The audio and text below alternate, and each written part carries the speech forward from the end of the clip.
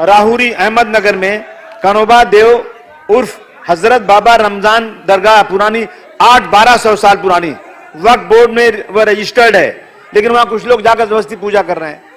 अल्पसंख्यक कमजोर है, आप क्वेश्चन कमजोर को जरा मदद मिलना चाहिए। देख मैं पूछ रहा हूं, मेरा कहना है कि इन सारी जो मस्जिदें, जो मकबरे कब्जा किए जा रहे हैं, इनको इंसाफ का तकाजा ये है कि इनको तुरंत जो है ये उनके ट्रस्टीज के हवाले किया जाए।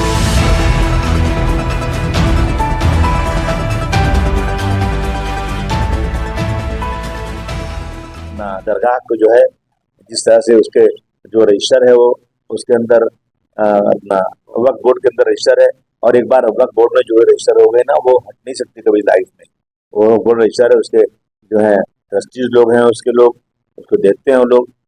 अब आज क्या हो गया कि अब जब एक वो हो गया है, 92 में एक बात तय हो गई थी कि बाबरी मस्जिद राम मंदिर के बाद अब किसी इबादत गाह के ऊपर कोई अपना हक जमाएगा नहीं, जो जैसा तो वैसे ही रहेगा। नहीं, कहाँ हो रहा है? अब देख लीजिए बनारस में जो है वो मस्जिद जो है क्या नाम है, ज्ञानवापी मस्जिद का रोज मामला चल रहा है, रोज चल रहा है। उसके बाद फिर अब कहेंगे कि हम जो है यहाँ पे जो ईदगाह है वहाँ की अपना मथुरा की, उसका भी लेंगे हम वो भी करेंगे, हम वो भी करेंगे। इससे नफरत ही बढ़ने वाली है और कुछ नहीं। इसको कहीं ना कहीं ठोस कदम होना चाहिए। और मेरी दूसरी मांग सरकार से बहुत जरूरी है, मैं बार बार कहता हूँ कि अगर आप देखेंगे महाराष्ट्र के अंदर तो 80% जो झगड़े होते हैं, लड़ाई होती है ना, वो सिर्फ इसलिए होती है एक धर्म वाले दूसरे धर्म के खिलाफ बोलते हैं। किसी ने जो है डॉक्टर भीमराव अम्बेडकर साहब को कुत्ते पे जूता पहना दिया, किसी ने जो है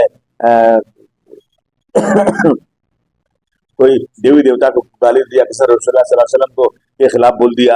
तो उसमें क्या होता है, 153 है, क्या होता है उसमें 153 में गए चौकी में, आप 2 मिनट चले, आप सभा खत्म हो गई। एक राजा सिंह है, वो तो जहर ही बोलता है के पास, और आज बोलते हैं कि कुछ और जो है आरएसएस आज बीजेपी के लोग हैं, कहते 20 लाख मुसलमानों को मार देना चाहिए, इस देश के अंदर मुसलमानों को निकाल देना चाहिए, हम हिंदू राष्ट्र बना देंगे इसको। देखिए इतना आसान नहीं, एक ही लफ्ज कॉन्स्टिट्यूशन से निकल जाएगा ना कि सेकुलर देश या हिंदू राष्ट्र, पूरा देश की चरचरा उठेगा देश। इसलिए हमें इस तरह से डॉक्टर भीमराव अम्बेडकर का कानून है उस पर अमल करते हुए आपसी भाईचारे को फरोग देना। मैं अहमदनगर के तमाम लोगों से निवेदन करना चाहता हूँ कि सब मिलजुल कर रहें, समाज के आखिरी आदमी को 2 रोटी मिले इज्जत के साथ में रहे, लोगों को इज्जत साथ खाना मिले, लोग अपने बाल बच्चों को इज्जत के साथ में पढ़ाएं, बूढ़े लोगों का इलाज करें, किसी का उनको हाथ न फैलाना है। ये भारत देश हम देखना चाहते हैं। हम नहीं चाहते रोजाना देश के अंदर हिंदू मुस्लिम हो, लेकिन हमें अफसोस है कि जो लोग सरकार में बैठे हैं ना, वो सिर्फ और सिर्फ हिंदू मुस्लिम करते हैं। आज ये इलेक्शन 5 स्टेट में हो रहा है, वहाँ सिर्फ और सिर्फ ये आर्टिकल 370 मंदिर बनेगी, वहां पर हम मंदिर बनेगी, आप आइए मंदिर देखने आइए। ये सब क्या है? ये सब चीजें, ये जो लोग धर्म को लाते हैं राजनीति में ना, वो समझो कि सबसे खराब निकम्बे लोग हैं जो सरकार में बैठे हुए। जो लोग डेवलपमेंट को लाते हैं इसके राजनीति के अंदर, वो अच्छे लोग माने जाते हैं। मैं समझता हूँ कि जो आज बैठे हैं सत्ता में ना, वो सिर्फ धर्म के आधार पर देश का बंटवारा कर रहे हैं। मैं आज जो है पुलिस के डिपार्टमेंट के लोगों से हमने रिक्वेस्ट किया है कि जो आपने 62 लोगों पे वो केस फाइल किया आपने, आप उनको किसी के बोलने पर मत इस तरह कीजिए। आप उसको अंदर चेक कीजिए उसको, अगर सचमुच जो आदमी उसमें था केस में, उस मारा झगड़े में था, तो आप जरूर केस कीजिए और उनके नाम को निकाल दीजिए। और आप सर ने मुझे वादा किया है कि हमें नाम भेजिए, हम उसकी इंक्वायरी करेंगे। अगर गलत तरीके से कोई पकड़ा गया है, चाहे किसी समाज का भी हो, उसका हमारा नाम निकाल देंगे। इसलिए मैं यहाँ आया था आज। मैं चाहता हूँ कि देश में अमन शांति रहे, और देश में जो लोग फिरका परस्ती को बढ़ावा दे रहे हैं, तो है उनकी सरकार जल्द से जल्द खत्म हो जाए।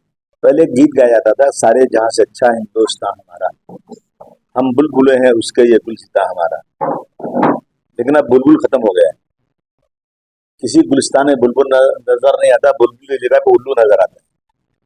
अगर अब ये शेर अब लिखा जाए शेर ये, तो लिखा जाएगा कि बर्बादे गुलिस्तान करने को बस एक ही उल्लू काफी है, यहाँ तो हर शाख पे उल्लू बैठा है, अंजाम गुलिस्तान क्या होगा। हालात देश के ऐसे होते जा रहे हैं, खासतौर से 2014 के बाद, कि सिर्फ एक ही चीज है, मुस्लिम हिंदू मंदिर मस्जिद, इसको आधार बना करके देश में आज चुनाव हो रहा है।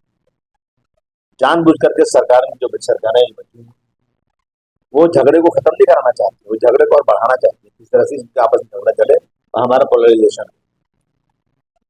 लेकिन मैं आज आया हूँ यहाँ पे, मैं जा रहा था औरंगाबाद, मैंने कहा मैं यहाँ जो भी जाऊँगा, यहाँ जो गोहा में जो वो है दरगाह है, दरगाह का मसला चल रहा है, वो दरगाह हजारों साल पुरानी दरगाह है और रजिस्टर है वक्फ बोर्ड के अंदर और ट्रिब्यूनल में केस चल रहा है।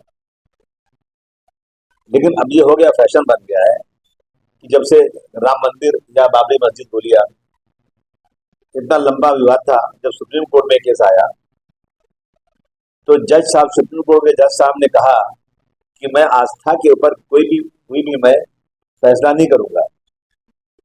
1949 की रात में बाबरी मस्जिद में मंदिर रखना एक क्रिमिनल एक्टिविटी थी। जज साहब का जजमेंट है, उन्होंने कहा 6 दिसंबर को बाबरी मस्जिद को डिमोलिश करना एक क्रिमिनल एक्टिविटी थी।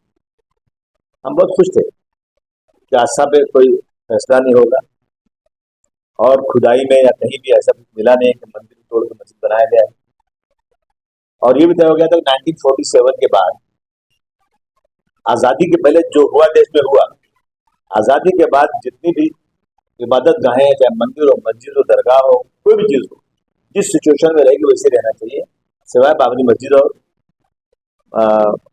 राम मंदिर को छोड़ के। लेकिन जज साहब ने जब फैसला दिया ना, तो फैसला यह दिया कि सब ठीक है, लेकिन मेजॉरिटी ऑफ द कंट्री, यानी अधिकांश लोग कितने, मतलब मुसलमानों की तादाद इस मुल्क में 13-14% होगी, क्योंकि मिलाने के बाद जो सरकारी आंकड़ा है, यानी 85% लोग या 80% लोग ये चाहते हैं कि ये मंदिर बने, इसलिए हम फैसला देते हैं कि मंदिर बने। ये संविधान के खिलाफ है। संविधान तो कहता है कि जमीन के आसमान पर कोई इंसान बैठा हो या जमीन पे भीख मांगने वाला हो, अगर वो पुलिस में जाए, वो कोर्ट में जाए, तो इंसाफ से फैसला होगा। परंतु यहाँ इंसाफ फैसला खत्म हो चुका है, अब मेजॉरिटी में फैसला हो रहा है। मेजॉरिटी अगर मजबूत है तो उसके पास बहुत ज्यादा आदमी लोग हैं, तो सारा कानून फेल हो जाता है। क्या है, लॉ एंड ऑर्डर की सिचुएशन खराब हो जाएगी। बात तो आप कह रहे हैं बिल्कुल सही है, गुंडागर्दी तो हो रही है, परंतु मेजॉरिटी उनके साथ है, इसलिए आप कुछ नहीं कर सकते। मैं यहाँ आया, मैंने बहुत सारी बातें सुनी। जब वक्फ बोर्ड में रजिस्टर है वो दरगाह, तो मैं यहाँ के मंत्रियों से कहना चाहता हूँ, जो सरकारें चला रहे हैं, कि भाई वक्फ बोर्ड में वो है रजिस्टर है और ट्रिब्यूनल में केस चल रहा है, इस मामले को शांत कीजिए, इसमें पेट्रोल मत डालिए। आग को बुझाने के लिए पानी की जरूरत है, पेट्रोल की जरूरत नहीं है। हम आग को बुझाना चाहते हैं, आग बढ़ाना नहीं चाहते। मैंने पूरे मुस्लिम कम्युनिटी के लोग जो मुझे मिले हैं, मैंने सबसे कहा है कि आप लोग इस देश की गंगा जमुनी तहजीब को बरकरार रखें। पैगंबर रसूल उन्होंने फरमाया था कि अपने पड़ोसी के साथ अच्छा ताल्लुकात रखो। 40 घर आगे 40 बाएं, 40 दाएं 40 बाएं।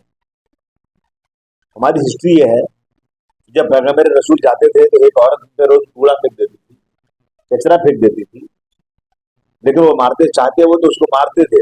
उनके चाहने वाले बहुत थे मक्का में, लेकिन उन्होंने कुछ नहीं कहा उसको। एक दिन उसने कूड़ा नहीं फेंका तो उसकी पूजा यह थी, औरत आज क्यों कूड़ा नहीं फेंक रही मेरे पर, गाली मुझे क्यों नहीं दे रही? तो मानो बीमार है, वो मिलने गए उससे कि आप बहन आप बीमार है, मैं आप लोग दुआ करता हूँ आप जल्दी अच्छी हो जाए। ये हमारा कैरेक्टर रहा है। इसलिए हम कहना चाहते हैं कि डॉक्टर भीमराव अम्बेडकर के बनाए हुए कानून को रहने दीजिए, ऐसी रहने दीजिए, बना हुआ है वो, उस पर अमल नहीं हो रहा है, लेकिन हम आपसी भाईचारे को बढ़ावा दें। और इस झगड़े को मैं दोनों पक्ष से कहना चाहता हूँ।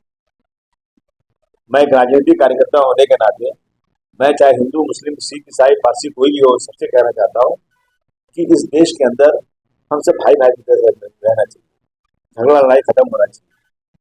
मंदिर में घंटी बजे, मस्जिद में अजान हो, लेकिन क्या हो रहा है कि जब सरकारें ही ये करेंगी तो फिर तो लोगों को ज्यादा सहारा मिल जाता है। देखिए आफ्ताब पूना वाला एक था, उसने वाले कर क्या नाम था लड़की का, उससे एक लेडी को जो उसकी लिविंग रिलेशन में रहती थी, उसको मार के उसके एक एक आंख को काट के फ्रिज में डाल दिया और दिखा रहे हैं सीसीटीवी पे, देखो आज इसका एक हिस्सा बदन का एक टुकड़ा ले जा रहा है, कर रहा है। बहुत क्यूब दिखाया गया, आप सबने देखा होगा। आफ्ताब पूना वाला, आफ्ताब मतलब मुस्लिम, बहुत उजागर किया गया चारों तरफ। और फिर मेरे महाराष्ट्र में सकल हिंदू समाज आक्रोश रैली निकलने लगी। मैंने पूछा सीएम साहब से कि साहब ये आक्रोश रैली किसके खिलाफ है? अगर आप कहते हैं कि मुसलमानों ने क्या किया, आफ्ताब तो मुसलमान नहीं, वो तो पारसी है, पहले हम सब समझे मुसलमान है, लेकिन इसका नाम भी निकलना शुरू हो गया। यानी एक बहाना चाहिए, और वो बहाना कहां से चल रहा है? 2014 के बाद जो सरकार में बैठे लोग हैं ना, वो ये कर रहे हैं। पुलिस क्या करेगी? पुलिस जो कहेंगे वो करना पड़ता है। बहुत कम लोग ऐसे हैं जो आज संविधान को देख के काम करें। जो पुलिस कहती है वो करना पड़ता है, जो सरकार कहती है वो करना पड़ता है ज्यादातर। हमारे चैनल के साथ जुड़ने के लिए सब्सक्राइब करें और बेल नोटिफिकेशन दबाना ना भूलें।